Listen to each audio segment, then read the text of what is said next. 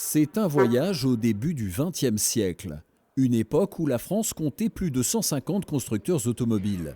Roche & Schneider en faisait partie avec la production de sa 11 000. Fabriqué à Lyon en 1912, il en reste aujourd'hui moins de 10 exemplaires roulants. Faire voir le moteur qui est une pièce aussi belle que la voiture. La finition était un art chez ce constructeur qui vendait que de la voiture de luxe.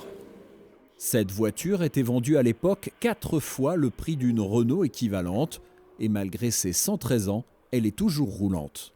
Tous les ans, je fais environ 500-600 km dans différents rallyes, dont le Tour de Bretagne en bordure de mer, qui est un pèlerinage annuel de 350 km sur 3 jours.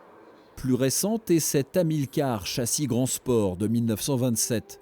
Produite à moins de 1000 exemplaires, cette voiture de place pouvait atteindre 110 km/h.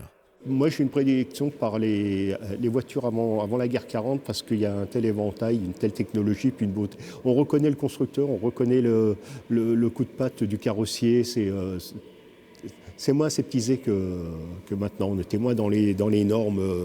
On avait un public qui cherchait quelque chose et il fallait lui faire plaisir. On faisait pour un certain public. Cette exposition, c'est aussi l'occasion de découvrir des modèles rarissimes, comme cette Magliari de 1901, dont un seul exemplaire a été fabriqué et préservé jusqu'à nos jours. Témoin d'une époque où de très nombreux entrepreneurs se lançaient dans la construction automobile. Dans un petit patelin, il y avait un charron qui jusque-là faisait que des carrioles à cheval, se dit bah tiens moi aussi je vais faire une automobile et voilà tout était à inventer et tout va être inventé. On a la coutume de dire qu'en 1920 tout est inventé. L'exposition aux origines de l'automobile est à découvrir au musée Matra de Romorantin jusqu'au 8 mars prochain.